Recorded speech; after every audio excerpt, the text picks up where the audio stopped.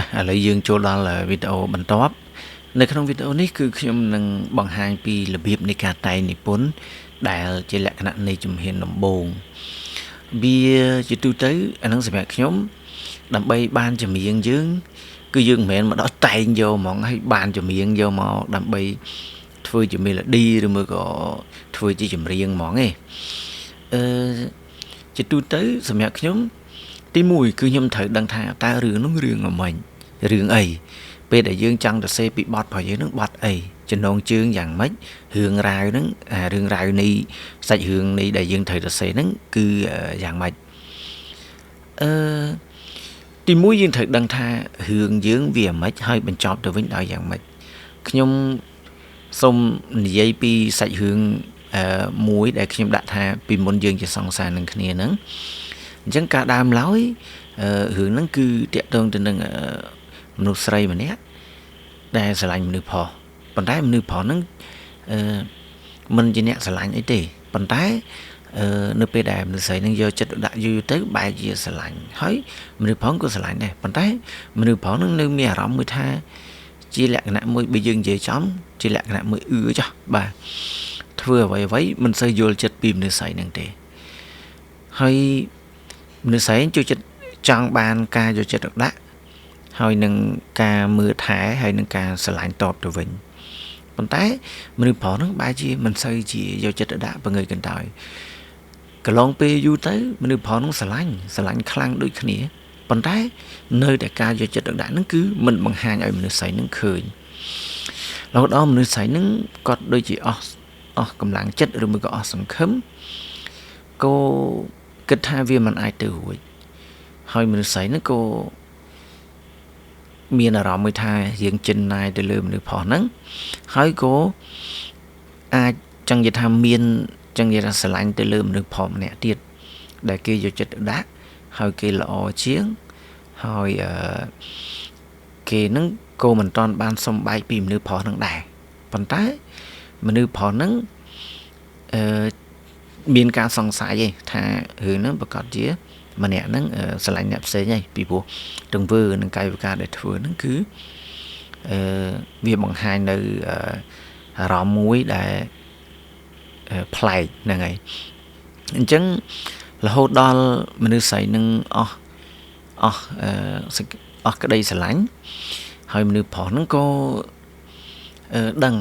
ដឹងថាអូគេមានសង្សារគេមានអ្នកថ្មីគេស្រឡាញ់អ្នកផ្សេងអញ្ចឹងទៅមនុស្សប្រុសក៏លើករឿងហ្នឹងយកមកនិយាយទៅហើយមនុស្សស្រីហ្នឹងក៏គេមិនអាចបន្តជាមួយយើងបានទៅហើយគេទៅមានអ្នកថ្មីទៅហើយក៏គេសំបែកពីយើងទៅអញ្ចឹងណាប៉ុន្តែសម្រាប់មនុស្សប្រុសគឺតាមវល់គេរហូតដែលនៅក្នុងចិត្តហ្នឹងទាំងក្តីចង់និយាយថាមិនអស់ចិត្តនៅតែស្រឡាញ់គេនិយាយចំមានន័យថានៅពេលដែលយើងបាត់បង់គេហើយបានយើងដឹងថាវាមានតម្លៃប៉ុណ្ណាវាចឹងណាអញ្ចឹងទៅនៅក្នុងរឿងនេះគឺខ្ញុំមានន័យថាខ្ញុំលើកយកពាក្យចំណុចឬមកក៏ clear សំខាន់ដែលយកមកបញ្ចូលដែលយកមកសរសេរមានន័យថារឿងនោះវាកន្លងយូរទៅច្រើនឆ្នាំហើយវា 2-3 ឆ្នាំហើយប៉ុន្តែយើងនៅតែអារម្មណ៍មួយថានៅតែនឹកនៅតែស្រឡាញ់នៅតែចង់បាននៅតែចង់អីចឹងណាអញ្ចឹងហើយទាំងមានន័យថាទាំងខ្លួនឯងគ្មានសង្ឃឹមក៏នៅតែស្រឡាញ់ដែរអញ្ចឹងមានន័យថានៅក្នុងសាច់រឿងនេះគឺយើងនិយាយថាយើងនឹងនៅចាំគេរហូតអីចឹងទៅណាអញ្ចឹងមានន័យថាខ្ញុំដាក់ចំណងជើងនេះពីមុនយើងជាសង្សារនឹងគ្នាហើយនៅក្នុងហ្នឹងគឺខ្ញុំតែងតែយកពាក្យដែលមានន័យថាជារឿងរ៉ាវដែលកំសត់យើងអង្គុយអីចឹងទៅយើងនឹកទៅលើនារីនឹងចឹងទៅ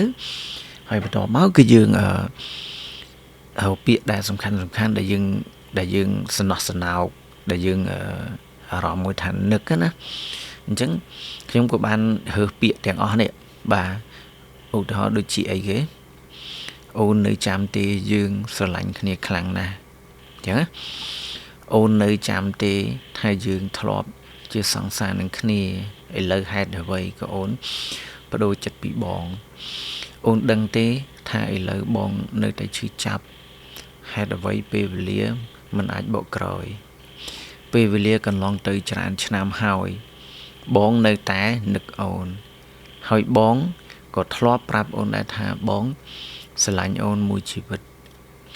អតីតកាលនៅតែធ្វើឲ្យបងឈឺចាប់ពេលវេលាហេតុអ្វីក៏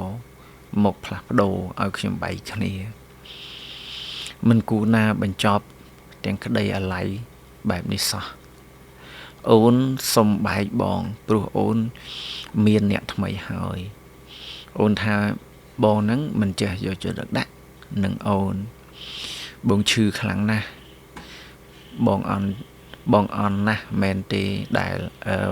បានជាអូននឹងជ្រើសរើសយកគេបងនៅតែមានសង្ឃឹមតិចណាស់បងនៅមានសង្ឃឹមតិចណាស់ដែលសង្ឃឹមថាអូននឹងវិលវិញសប្តាហ៍ថ្ងៃបងប្រឹងញញឹមណាស់តែដឹងថាវាគ្មានវាសនាទៅហើយវាគ្មានវាសនាទេបងនឹកអូនណាស់សូមផ្ដាំទៅមេឃអានេះចង់និយាយថាពេលខ្លះយើងអង្គុយទៅមើលទៅលើណាពេលខ្លះក្នុងចិត្តយើងចង់ស្រែកប្រាប់មេឃឬចង់ផ្ដាំទៅមេឃថាស្នេហ៍ម្នាក់នឹងអស់មួយជីវិតអីចឹងទៅហ្នឹងហើយគេបោះបង់យើងគេបោះបង់នៅពេលដែលគេបោះបង់អូនចោលក៏បងនៅតែចាំទទួលអូនដែរឬមកក៏នៅចាំទទួលយកអូនដែរហ្នឹងអញ្ចឹងពាក្យទាំងអស់នេះគឺខ្ញុំស្រង់ចេញពីសាច់រឿងដែលខ្ញុំបាននិយាយមិញហើយបន្ទាប់មកគឺយើងនឹងចាប់ដើមរកមើលចំណុចណាឬមួយក៏ឃ្លានណាឬមួយក៏យើងផ្ដើមដោយយ៉ាងម៉េចដើម្បីឲ្យបានចម្រៀងឲ្យចេញទៅជាចម្រៀងដែលយើងដាក់ថាពីមុនយើងជាសង្សារនឹងគ្នាហ្នឹងអញ្ចឹងណាស្អែកយើងគិតថាដាក់ចំណងជើងនឹងមិនសមយើងដូរទៅហើយបើយើងគិតថាដាក់ទៅវាសមហើយហ្នឹងយើងយកទៅអញ្ចឹងណាបាទអញ្ចឹងជារួមមកវិញ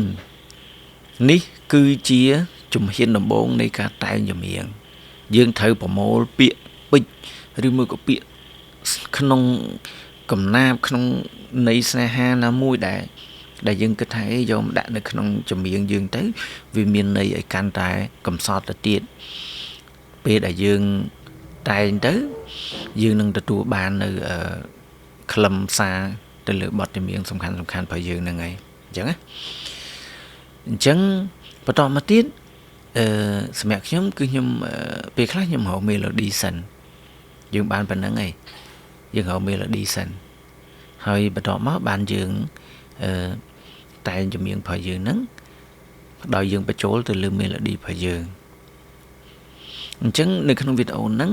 ដូចខ្ញុំបញ្ជាក់ឡើងវិញទីមួយយើងត្រូវដឹងថារឿងយើងមានរឿងអីរឿងស្នេហាហ្នឹងវាយ៉ាងម៉េចហើយបញ្ចប់ទៅវិញវាយ៉ាងម៉េចហើយបន្តមកបានយើងរកន័យសំខាន់នៅក្នុងបទចម្រៀងរបស់យើងដើម្បីយើងទុកនៅពេលដែលយើងបញ្ចូលទៅលើ verse 1 verse 2ទៅលើ chorus ទៅលើអី verse 3ហ្នឹងសម្រាប់អ្នកខ្លះគាត់អាចតែងឲ្យហើយគាត់អាចតែងជាចេញជាលទ្ធផលហ្មងក៏បានដែរអញ្ចឹងណាប៉ុន្តែការតែងនោះគឺយើងនឹងមានការកាត់មានន័យថាធម្មតា melody យើងវាអត់ស៊ីជាមួយទៅនឹងអត្ថបទរបស់យើងបាទបទចម្រៀងរបស់យើងឯងអញ្ចឹងវាអាចថែមថយទៅទៀតអញ្ចឹងបើសិនជាយើងមាន melody ហើយអញ្ចឹងយើងយកអានេះពាក្យទាំងអស់ហ្នឹងយើងយកទៅកែច្នៃបន្ថែមទៀតហើយរកពាក្យចុងជួនសម្រាប់ចម្រៀងរបស់យើងនៅក្នុងវីដេអូក្រោយខ្ញុំនឹងបង្ហាញពីរបៀបនៃការរក melody ទៅលើបទចម្រៀងមួយបទហ្នឹងបន្ទាប់មកបានខ្ញុំចាប់ដើមយកពាក្យពេចន៍ទាំងអស់ហ្នឹងមកបញ្ចូលទៅក្នុង melody ដែលខ្ញុំបានរកហ្នឹងអញ្ចឹងវីដេអូហ្នឹងគឺខ្ញុំសង្ខេបប៉ុណ្ណឹងហើយចាំទស្សនាវីដេអូក្រោយហ្នឹងហើយ